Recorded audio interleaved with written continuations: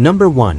1967 Ford Galaxie 500 convertible, offered at $11,967 and currently located in Freeport, Illinois. In my opinion, this 1967 Ford Galaxie 500 convertible is one of those classic cars that becomes more interesting because of its history rather than its perfection. What immediately stands out to me is the fact that it has reportedly been with the same owner since 1980. That's over 4 decades of ownership, which usually suggests the car was cared for and enjoyed rather than constantly bought and sold. Under the hood is the desirable 390 cubic inch V8 paired with an automatic transmission. For a full-size Ford convertible, I think this is exactly the kind of engine you want. It provides plenty of torque for comfortable cruising while still delivering the unmistakable sound and feel of a classic American V8. The red exterior, matching red interior, and white convertible top create a very traditional 1960s color combination. In my view, this is the type of car that looks right at home at local cruise nights, classic car shows, or simply driving down a scenic back road with the top down. It has the kind of presence that attracts attention without needing extensive modifications. Another thing I appreciate is that the car has never been fully restored. While some collectors prefer show-quality restorations, I personally think survivor cars have a unique charm. They tell a story, and the originality often makes them more interesting than vehicles that have been completely rebuilt from the ground up. The seller mentions that the power convertible top works properly and that the car starts, runs, and drives as it should. That's a major advantage because many classic convertibles can require significant work before they're truly enjoyable. The only notable concern appears to be the older tires, which would need replacement before regular driving. Overall, my opinion is that this Galaxie offers a lot of classic car enjoyment for the money. It's not presented as a museum piece, and that's actually part of its appeal. With its 390 V8, long-term ownership history, original character, and convertible styling, it feels like the kind of classic Ford that was meant to be driven and enjoyed rather than hidden away in a garage. Number 2. 1970 Chevrolet Chevelle SS, offered at $85,000 and currently located in Phillipsburg, Ohio. From my point of view, this is the type of car that immediately grabs the attention of serious muscle car enthusiasts. The 1970 Chevelle SS is already one of the most desirable American muscle cars ever built, and the fact that this is described as a true SS car with a documented build sheet makes it even more interesting. What stands out to me first is the combination of a 454 big block engine and a muslce 4-speed manual transmission. Even though the car is no longer numbers matching, I think many buyers will appreciate the upgrade to the larger 454. The original configuration was a 396 rated at 325 horsepower, which was already respectable, but the 454 brings an entirely different level of torque and performance. In my opinion, this setup better reflects what many people imagine when they think of a classic Chevelle muscle car. I also like the fact that the car retains a 12-bolt rear end with 3.73 gears. To me, that's a good balance between street driving and performance.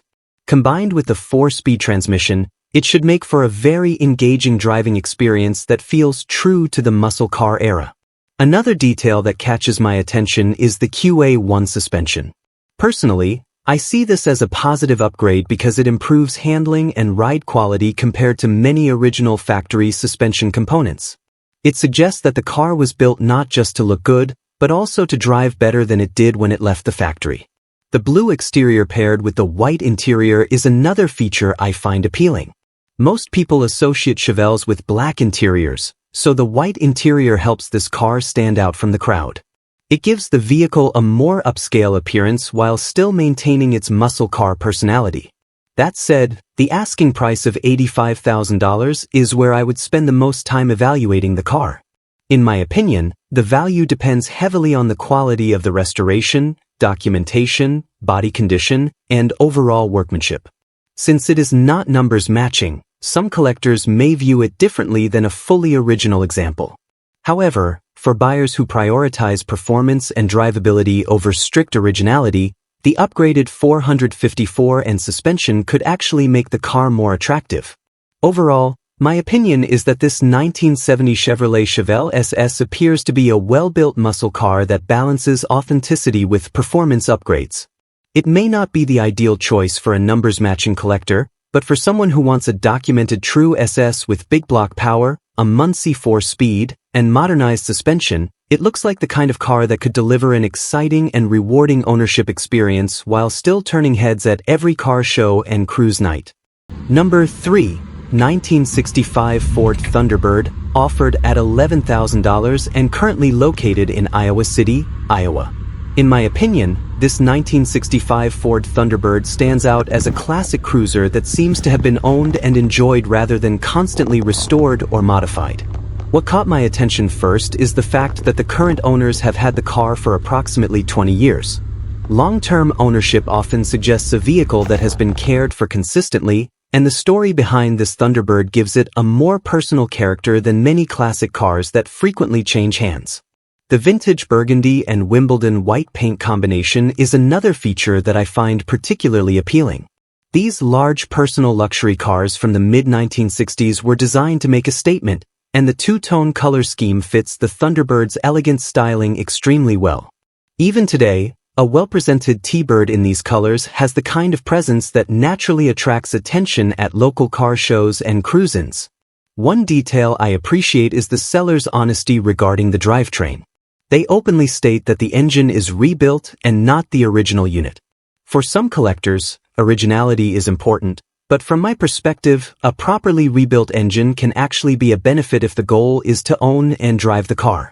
Reliability often matters more than matching numbers for enthusiasts who want to enjoy their classics on the road. The new tires installed in 2024 and the brand new battery installed in 2026 are also positive signs. These aren't glamorous upgrades, but they indicate that basic maintenance has continued even while the vehicle saw limited use. In my experience, details like these can reveal a lot about how a car has been cared for over the years. What I find most interesting is the seller's description of driving the car. They mention that it doesn't have air conditioning but say that driving with the windows down feels like floating on a cloud. In my opinion, that perfectly captures what a mid-1960s Thunderbird is all about. Unlike muscle cars that focus on performance, the Thunderbird was designed to provide comfort, style, and a smooth driving experience. These cars were built to glide down the highway effortlessly, and that relaxed personality remains one of their biggest attractions today. The fact that it has been driven very little during the last decade creates both an opportunity and a consideration. On one hand, lower usage can help preserve a vehicle. On the other hand, any classic car that has spent extended periods sitting may benefit from additional inspection of hoses, seals, fluids, and other age-sensitive components. That is something I would personally check before planning long-distance trips. From a value standpoint, the asking price of $11,000 immediately grabs my attention. In today's classic car market, it is becoming increasingly difficult to find a complete, running, presentable mid-1960s Thunderbird at that level. While the car may not be a concours-quality showpiece, it appears to offer a lot of classic American style and enjoyment for the money. Overall, my opinion is that this 1965 Ford Thunderbird appears to be an honest, well-loved cruiser with a good ownership history, attractive presentation, and a focus on enjoyable driving rather than investment-grade perfection. For someone looking to experience the luxury and style of a 1960s personal luxury car without spending a fortune, this Thunderbird could represent a very interesting opportunity. The strongest part of the listing isn't the specifications. It's the story of a family enjoying the car for 2 decades, which gives the vehicle a personality that many classic cars simply don't have. Number 4, 1967 Ford Mustang Coupe, offered at $10,000 and currently located in St. Paul, Minnesota. From my perspective, this is one of the more interesting listings because it isn't trying to be something it's not. A lot of classic Mustangs on the market today are either heavily modified V8 cars with big price tags or unfinished projects that need significant work. This one falls somewhere in the middle, a driver-quality Mustang that appears to have been upgraded for enjoyment rather than investment. The first thing that stands out to me is the price. In today's classic Mustang market, finding a running and driving 1967 Mustang for around $10,000 is becoming increasingly difficult. Even though this isn't a V8 car, the asking price alone is likely to attract attention from enthusiasts looking for an affordable entry into first-generation Mustang ownership.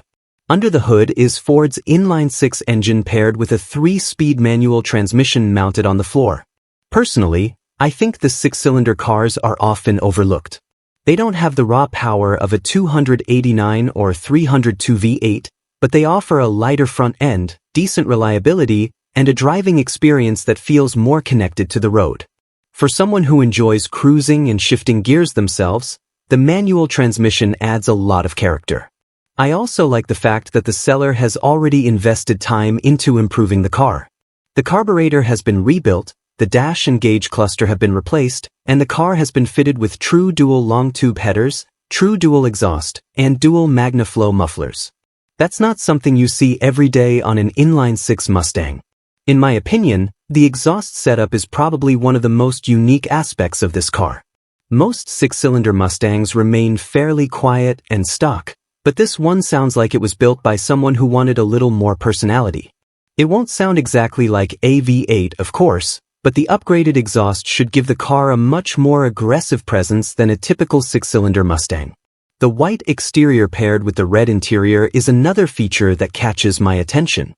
That's a classic 1960s color combination that never really goes out of style. Even today, a white Mustang with a red cabin has a distinctly vintage look that stands out from the more common black-on-black combinations. The seller is also refreshingly honest about the car's shortcomings. The steering is described as loose, which suggests there may be some wear in the steering components that a future owner would want to inspect. I actually view that honesty as a positive because it provides a realistic picture of the vehicle rather than pretending everything is perfect. Another detail worth mentioning is the mileage. Since the instrument cluster has been replaced, the actual mileage is unknown. That's very common with classic cars, and personally, I would focus much more on the condition and drivability of a nearly 60-year-old vehicle than on the odometer reading. If I were evaluating this Mustang, I would see it primarily as a fun weekend cruiser rather than a collector-grade investment. It's not a numbers-matching show car, and it doesn't have a high-performance V8 under the hood. What it does offer is classic Mustang styling, a manual transmission, upgraded exhaust, power steering, modern audio equipment, and a price point that's far more approachable than many comparable first-generation Mustangs. Overall, my opinion is that this 1967 Ford Mustang Coupe represents a solid value for someone who wants the classic Mustang experience without spending V8 money. It has enough upgrades to make it enjoyable, enough honesty in the listing to inspire confidence, and enough character to turn heads wherever it goes. For the right buyer, this looks less like a project and more like an affordable gateway into one of the most iconic American cars ever built. Number 5. 1966 Mercury Comet Cyclone, offered at $14,500 and currently located in Stevens Point, Wisconsin. In my opinion, this is one of the more interesting muscle-era cars because it isn't something you see every day. While Mustangs, Chevelles, and Chargers tend to get most of the attention, the Mercury Cyclone often flies under the radar despite sharing a lot of the same performance DNA that made Ford's muscle cars so popular during the 1960s. The biggest attraction here is undoubtedly the 390 cubic inch V8. That's a serious engine for a mid-size car of this era, and according to the seller, it was rebuilt and upgraded with a mild camshaft, an Edelbrock aluminum intake, and a Holley 750 double-pumper carburetor. To me, that sounds like a well-thought-out street performance setup rather than an extreme race build. It should provide strong torque, a healthy exhaust note, and plenty of old-school muscle car character without sacrificing drivability. The C6 automatic transmission is another positive. Ford's C6 transmissions have earned a reputation for being incredibly durable, and the addition of a shift kit suggests the car may offer firmer, more responsive gear changes compared to a stock setup. For someone looking for a classic cruiser with a little extra attitude, that's definitely a plus. One thing I like about this listing is that the seller provides a fairly honest description. Instead of claiming the car is flawless, they mention the bubbling on the driver's door. In my experience, sellers who openly disclose imperfections tend to inspire more confidence than those who describe every vehicle as perfect.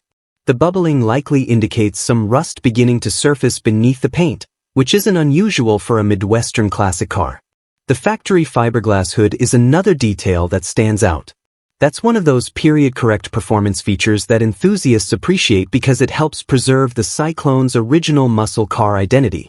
Combined with the bright yellow exterior and black interior, it gives the car a bold appearance that would certainly attract attention at local cruise nights and car shows. The seller also mentions that the seats have been redone, the vinyl top is in excellent condition, and several cooling system components have been replaced, including the radiator, fan, and water pump. To me, those upgrades suggest that the car has been maintained with driving in mind rather than simply parked and admired. From a value perspective, I think the asking price is what makes this car particularly interesting.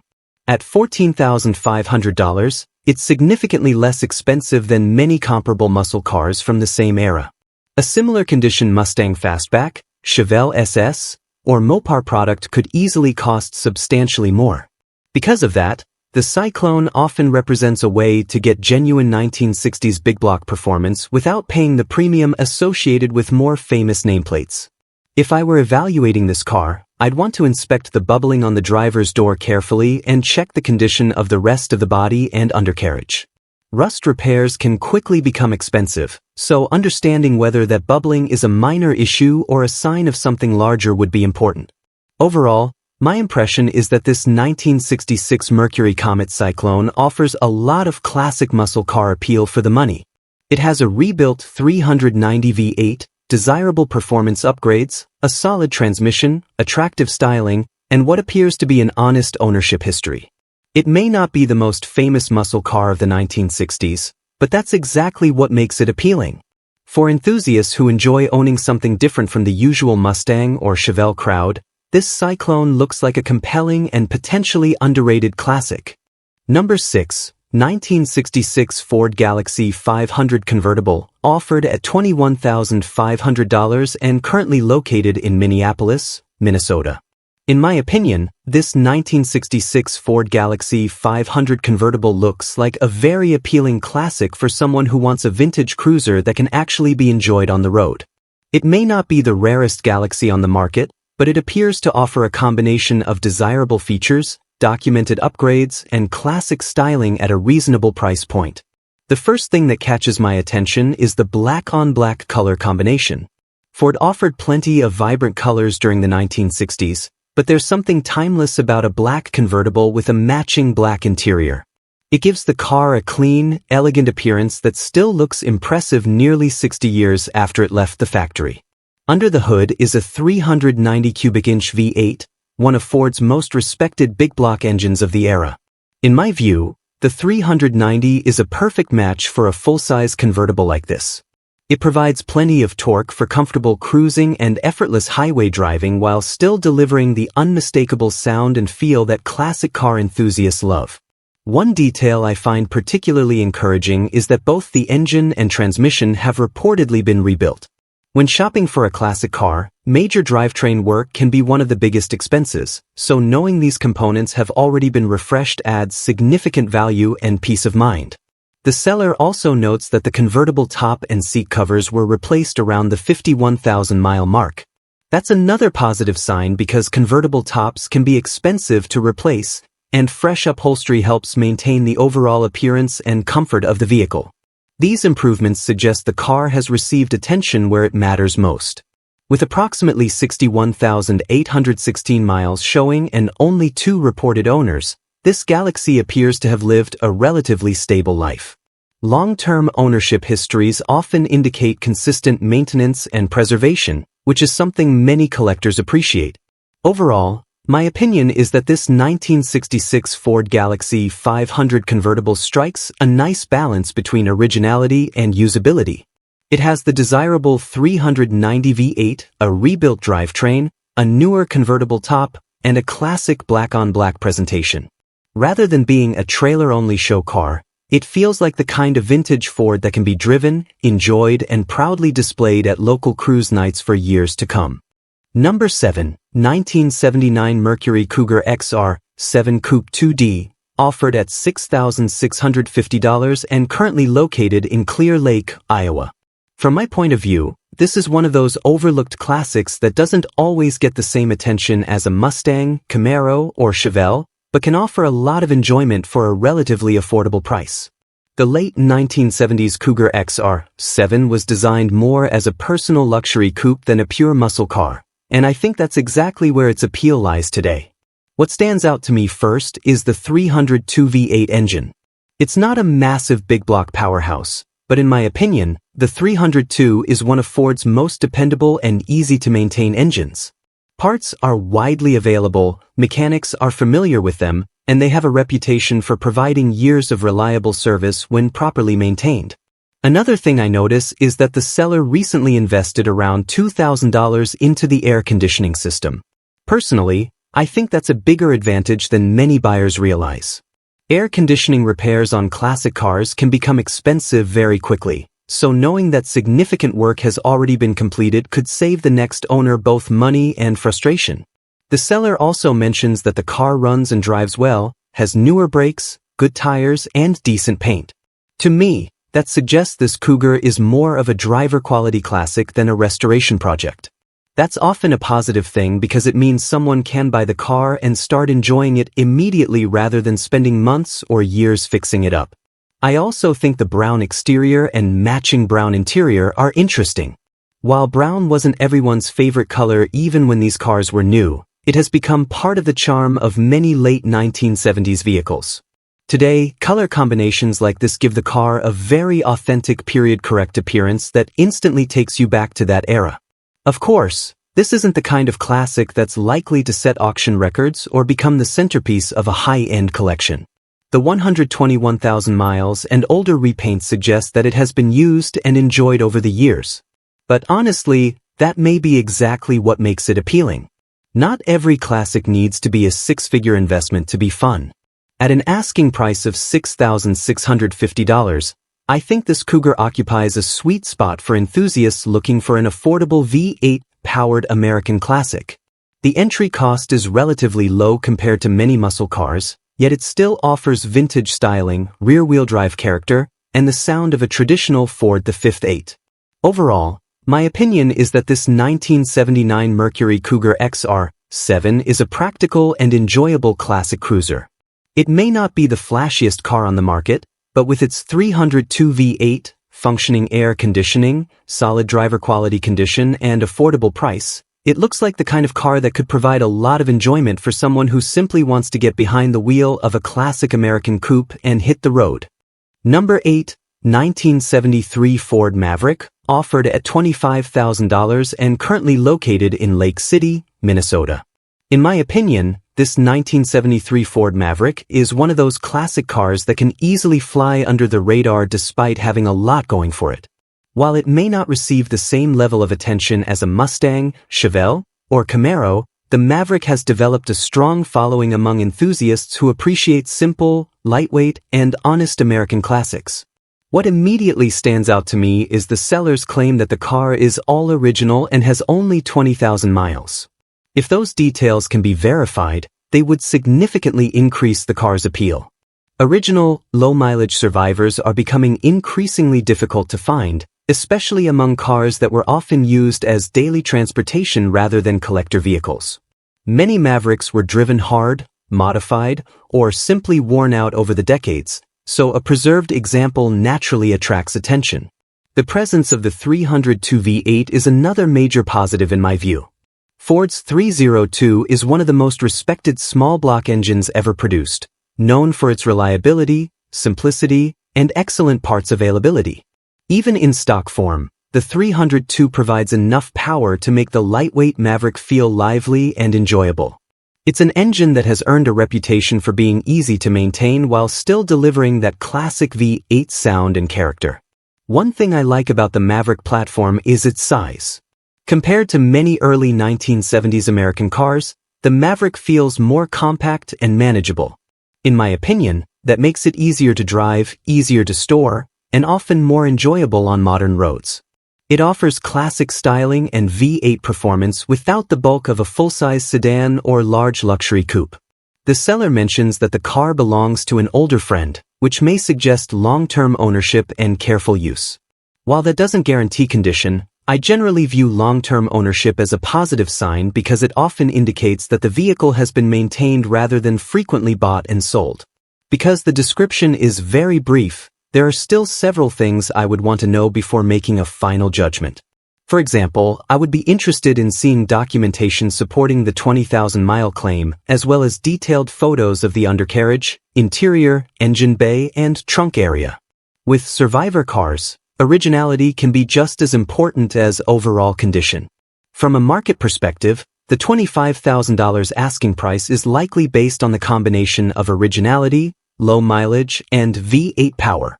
If the mileage is genuine and the car truly remains largely original, I can understand why the seller is positioning it at that level. Original survivor cars often command premiums because they can only be original once.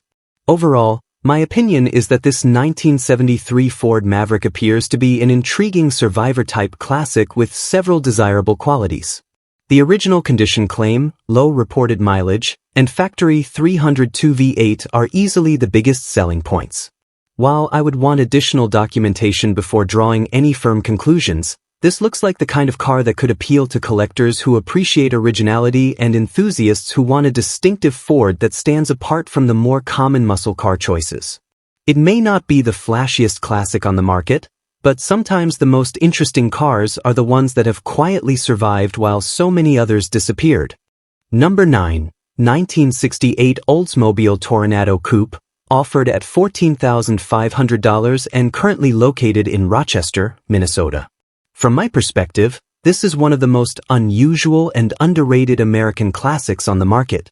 While cars like the Mustang, Chevelle, and GTO tend to grab most of the attention, the 1968 Oldsmobile Toronado represents something completely different. A car that was designed to showcase innovation, luxury, and engineering rather than simply raw muscle. What immediately stands out to me is the fact that this Toronado is powered by the legendary 455 rocket V8 rated at 375 horsepower.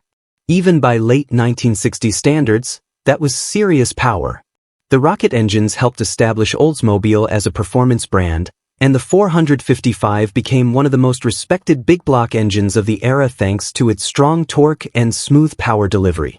In my opinion, one of the most fascinating things about the Toronado is that it was front-wheel drive. That might not sound unusual today, but in the 1960s it was groundbreaking. Oldsmobile was doing something very few American manufacturers were willing to attempt, creating a large luxury coupe that combined massive V8 power with front-wheel drive technology. That engineering uniqueness alone makes the Toronado stand out from almost every other classic car at a local show. The seller mentions that the original Rochester 4-barrel carburetor has been rebuilt, which is a positive sign because it suggests attention has been paid to maintaining the original character of the engine. The addition of electronic ignition is another upgrade I personally like because it tends to improve reliability without dramatically changing the car's appearance or personality. I also notice a long list of maintenance items that have already been addressed. New front disc brakes, tires, shocks, ball joints, hoses, and belts indicate that someone has invested in keeping the car roadworthy. For me, that's often more important than cosmetic modifications because these upgrades directly affect how the vehicle drives and feels on the road. The gold exterior combined with a green interior is a very period-correct combination. Some people may find it unusual today, but I actually think it fits the Toronado perfectly. This was never intended to be a subtle car. It was designed to make a statement, and the color combination reflects the bold styling choices that defined many luxury cars of the late 1960s. The interior is described as fair and original, which I view as both a positive and a negative. On one hand, originality is becoming increasingly valuable because so many classic cars have been heavily modified. On the other hand, buyers looking for a show-quality interior may see room for improvement. It really depends on whether someone prefers preservation or restoration. The upgraded audio system, including a Pioneer Bluetooth receiver, kicker speakers, and a 200-watt amplifier, adds modern convenience without fundamentally changing the vehicle's identity. For someone who plans to drive and enjoy the car regularly, those upgrades make sense. One detail that caught my attention is the spare solid copper core radiator valued at around $800. That's not something sellers typically include unless they've accumulated parts and invested heavily in maintaining the vehicle over time.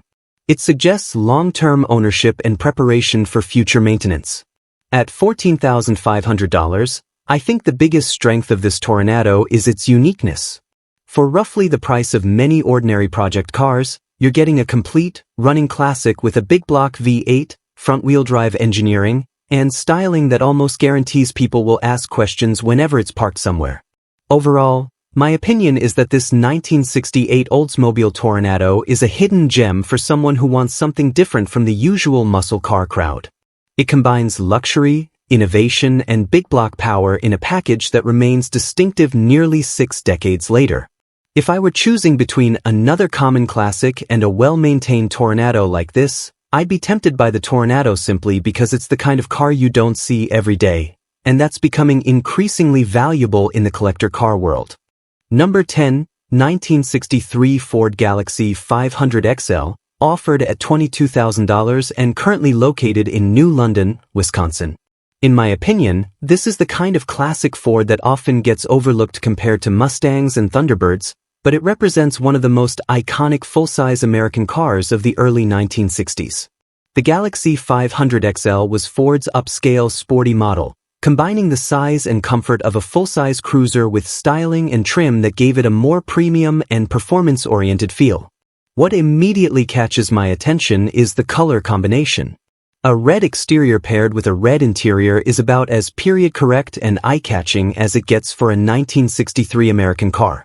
Back in the early 1960s, bold colors were a huge part of automotive design, and this Galaxie seems to embrace that era perfectly. It's the kind of car that would stand out at a local cruise night even among much more expensive classics. The seller states that the car is powered by a 289 V8 backed by an automatic transmission. While many enthusiasts chase the larger 390 or 427 power Galaxies, I actually think the 289 makes a lot of sense for a car intended to be driven and enjoyed. The small block Ford the Fifth 8 is known for its reliability, simplicity, and easy maintenance. It provides enough power for comfortable cruising without the higher operating costs associated with some of the larger big block engines. Another positive is the mention of newer paint and a redone interior. In my view, that places the car in a sweet spot between a survivor and a fully restored show car. It sounds like someone invested money into improving the vehicle's appearance while keeping it true to its original character. For many buyers, that's exactly what they want, a car that presents well without carrying the price tag of a concours-level restoration. The seller's statement that the car runs perfect is obviously something a buyer would want to verify in person, but it's encouraging nonetheless. A classic car that starts easily, drives smoothly, and doesn't require immediate mechanical work is always more appealing than a project that still needs significant attention.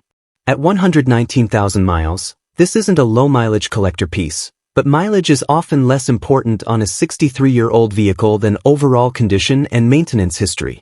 The fact that the car has a clean title and appears to have been cared for over the years is likely more important than the numbers shown on the odometer. One thing I particularly like about the Galaxie 500 XL is its styling. The long, sweeping body lines, wide stance, and generous use of chrome capture the optimism and confidence of early 1960s American automotive design. Unlike many modern vehicles, this car was designed to make a visual statement. Even parked, it has a presence that commands attention. From a driving perspective, I imagine this car as a relaxed cruiser rather than a performance machine. The combination of the 289 V8 and automatic transmission should make it comfortable on back roads, at local shows, or during weekend drives. It represents an era when cars were built to glide down the highway rather than attack corners. Looking at the $22,000 asking price, I think the value largely depends on the quality of the paintwork, interior restoration, and overall mechanical condition. Galaxie values have been steadily rising as enthusiasts discover that they offer many of the same vintage Ford qualities as more expensive models, often at a lower entry price. Overall, my impression is that this 1963 Ford Galaxie 500 XL is a very appealing driver quality classic. It has attractive colors, a dependable V8, updated cosmetics, and the timeless styling that made the Galaxy one of Ford's most successful full-size cars. It may not be the rarest or most powerful Galaxy on the market, but for someone looking for a stylish and usable 1960s American cruiser, it appears to be a strong candidate worth serious consideration. Number 11. 1975 Mercury Cougar XR7 Coupe, offered at $19,500 and currently located in Brookfield, Wisconsin. In my opinion, this 1975 Mercury Cougar XR7 is one of those classic cars that deserves a closer look because it represents an era that many collectors have only recently started to appreciate. While muscle cars from the late 1960s often get most of the attention, well-preserved personal luxury cars from the mid-1970s are becoming increasingly difficult to find, especially in this kind of condition. What immediately stands out to me is the claimed 30,000 original miles. If accurate, that's an incredibly low mileage figure for a vehicle that's more than 50 years old. The seller also mentions that the car spent many years in storage inside an airplane hangar before arriving in Wisconsin, which may help explain its reportedly excellent preservation. The burgundy exterior paired with a matching burgundy interior gives the car a very upscale appearance. During the 1970s, manufacturers focused heavily on comfort and luxury, and I think this Cougar captures that feeling perfectly. The XR7 package was Mercury's premium trim level, offering a more refined driving experience than many of its competitors. Perhaps the most desirable feature is the 460 cubic inch V8 under the hood. In my opinion, this engine is the star of the show. Ford's 460 is legendary for its massive torque and smooth power delivery, making it an excellent fit for a large personal luxury coupe like this. Finding a mid-1970s Cougar equipped with a 460 is not something you see every day, which adds to the car's appeal. Another detail that catches my attention is the seller's claim of zero rust. Anyone familiar with classic cars knows how important that can be, especially for vehicles from northern climates. A rust-free body can save thousands of dollars in restoration costs and significantly increase long-term value. The fact that this Cougar was displayed at the Automobile Gallery in Green Bay from 2024 to 2025 also suggests that it was considered worthy of public exhibition. While that doesn't automatically make it a show-winning vehicle, it does indicate that the car was recognized for its condition and preservation. The only notable issue mentioned is the non-functioning air conditioning system. Honestly, for a 50-year-old vehicle, that seems relatively minor compared to potential problems involving rust, drivetrain issues, or missing components. Overall, my opinion is that this 1975 Mercury Cougar XR7 is a fascinating survivor. With its low reported mileage, desirable 460 V8, rust-free condition, and impressive preservation history, it feels more like a time capsule than a typical used classic car. For someone who appreciates 1970s American luxury and wants something different from the usual muscle car crowd, this Cougar could be a very interesting opportunity. Number 12. 1960 Ford Thunderbird, offered at $16,800 and currently located in Woodstock, Illinois. From my point of view, this is one of the more interesting classics in this price range because it comes from what many enthusiasts consider the golden era of the Thunderbird. The 1960 model belongs to the second generation of the Thunderbird, a period when Ford transformed the car from a two-seat sports car into a stylish personal luxury coupe that helped create an entirely new market segment. The first thing that catches my attention is the color combination. An off-white exterior paired with a red interior is, in my opinion, one of the most attractive combinations available on a 1960 Thunderbird. It gives the car a sophisticated look while still capturing the bold styling trends that made American cars of the late 1950s and early 1960s so memorable. Another aspect I like is the overall design. The 1960 Thunderbird has a distinctive appearance that separates it from almost everything else on the road. The large rear fins, wide grille, and sleek roofline create a dramatic presence that still turns heads more than 6 decades later. Personally, I think these cars look just as much like rolling works of art as they do automobiles. With approximately 69,000 miles showing and a clean title, this example appears to have avoided many of the problems often associated with neglected classics. The seller describes the car as being in good condition and notes that there are no major known issues. While the listing doesn't provide extensive mechanical details, that can sometimes be a sign that the vehicle has remained relatively straightforward and unmodified over the years. The automatic transmission also fits the character of the Thunderbird perfectly. In my opinion, these cars were never intended to be aggressive muscle cars. Instead, they were designed for comfortable cruising, long highway drives, and effortless touring. The automatic gearbox complements that mission by providing a smooth and relaxed driving experience. One thing I always consider with a classic Thunderbird is its balance between collectability and usability. Unlike some high-dollar muscle cars that owners are afraid to drive, Thunderbirds often occupy a sweet spot where they remain special enough to attract attention but affordable enough to actually enjoy on the road. That's a combination I personally find very appealing. At $16,800, I think this car sits in an interesting part of the market. It offers iconic styling, V8-powered luxury car heritage, and a recognizable nameplate without requiring the kind of budget often associated with more famous performance cars from the same era.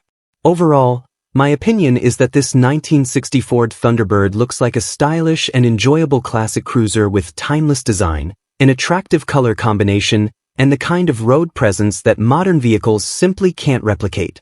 For someone looking to own a piece of early 1960s American automotive history without stepping into an expensive restoration project, this Thunderbird appears to be a compelling option.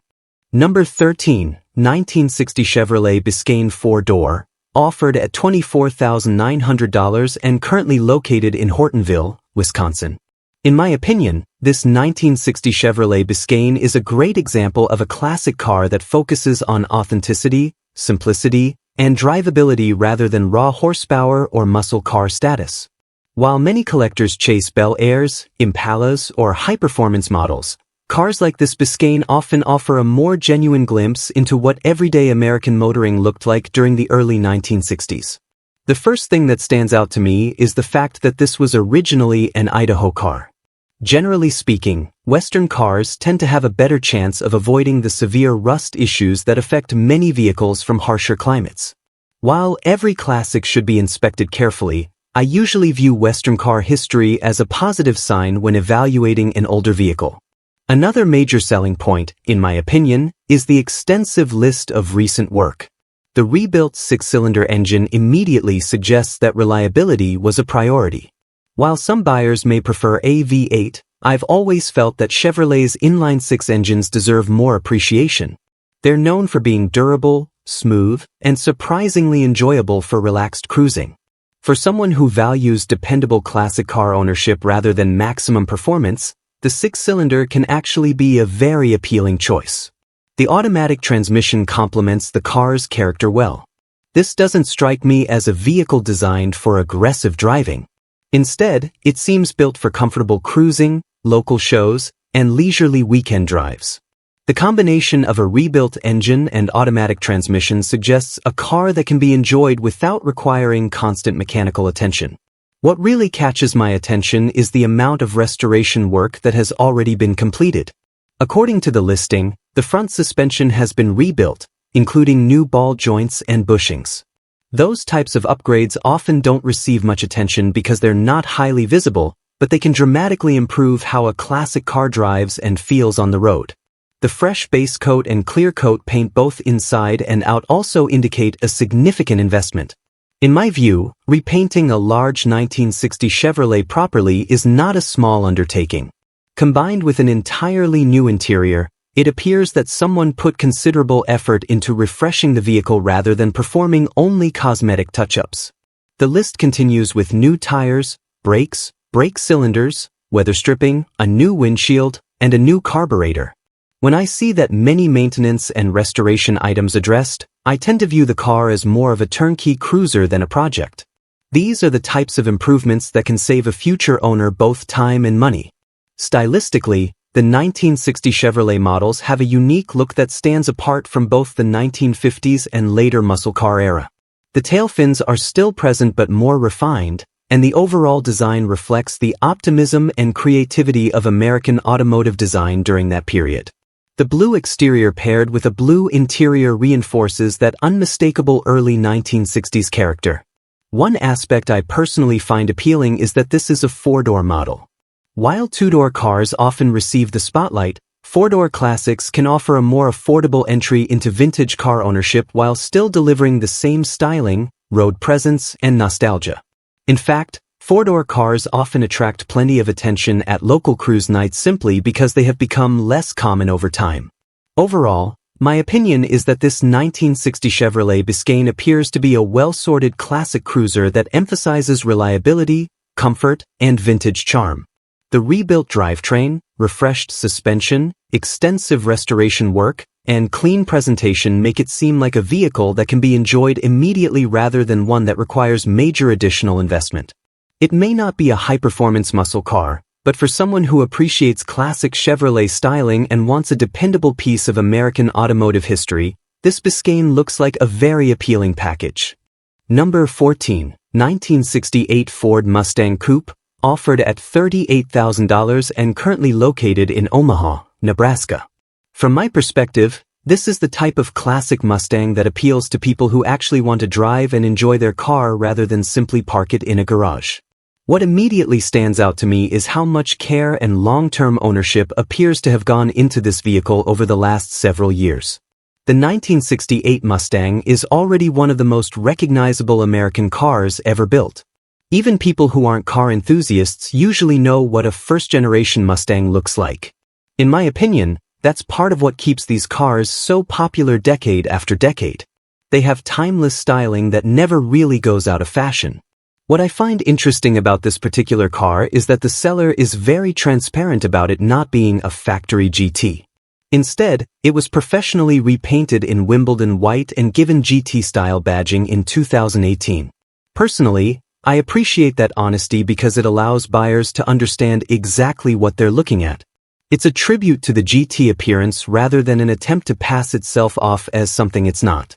Under the hood is the proven 289 V8 paired with AC4 automatic transmission.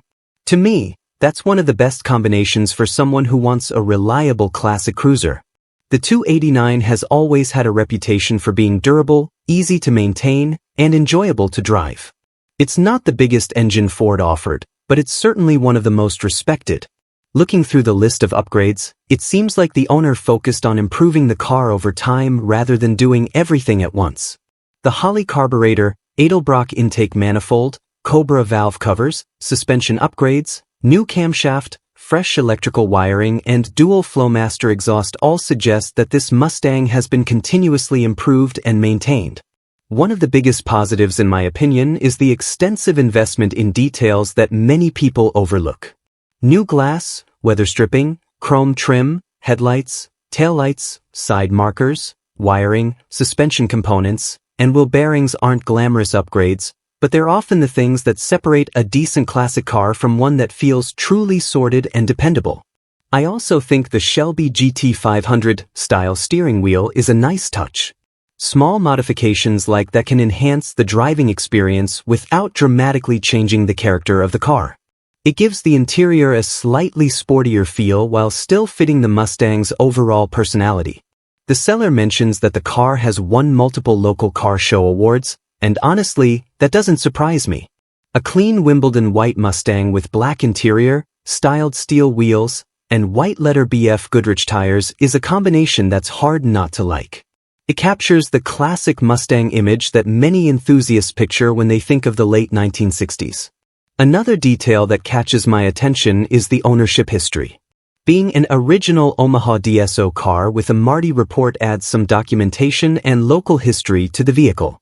While it may not dramatically increase value on its own, it's always nice to see a classic car with paperwork that helps tell its story.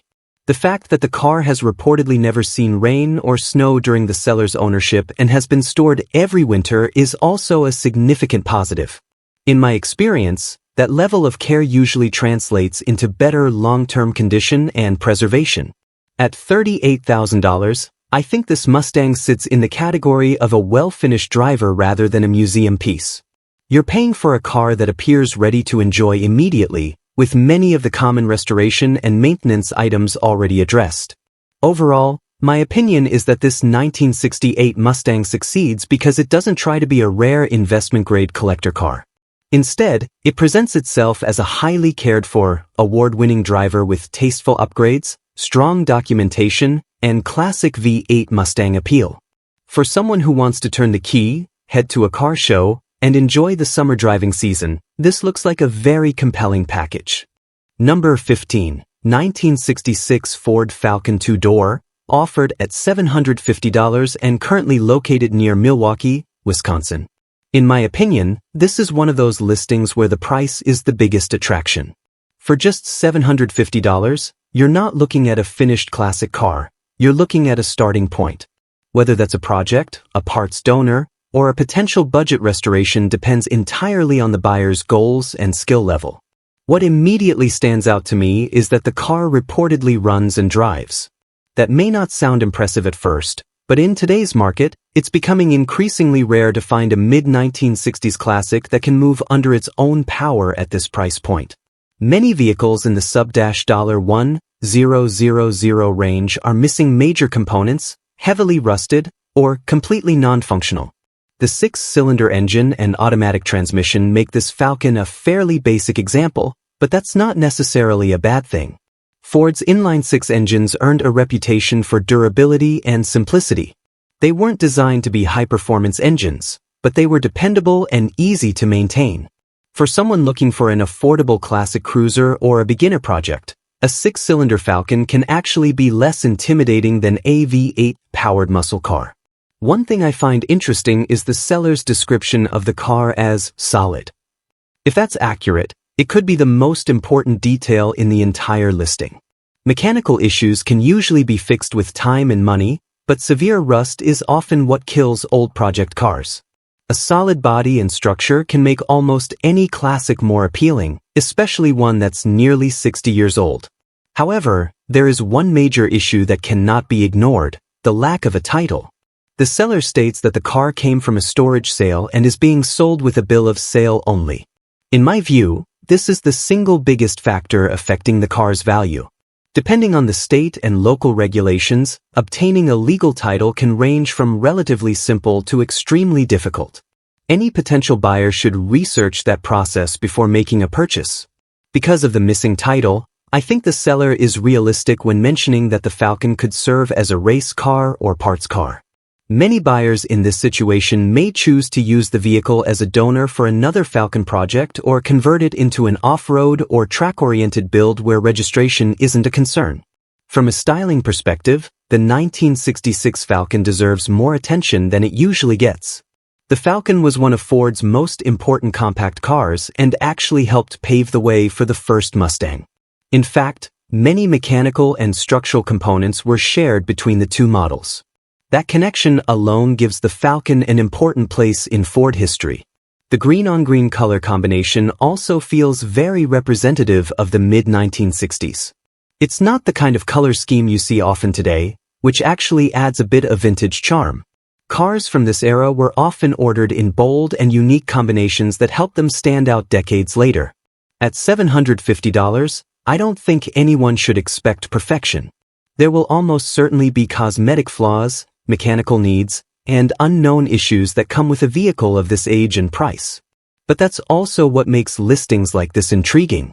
The entry cost is low enough that an enthusiast can take a chance without making a huge financial commitment.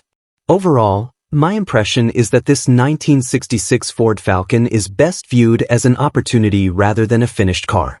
The fact that it runs and drives, combined with the reportedly solid condition and extremely affordable price, makes it interesting. The missing title is a significant hurdle, but for the right buyer, especially someone looking for a project, race car platform, or source of parts, it could still represent a surprisingly good value in today's classic car market.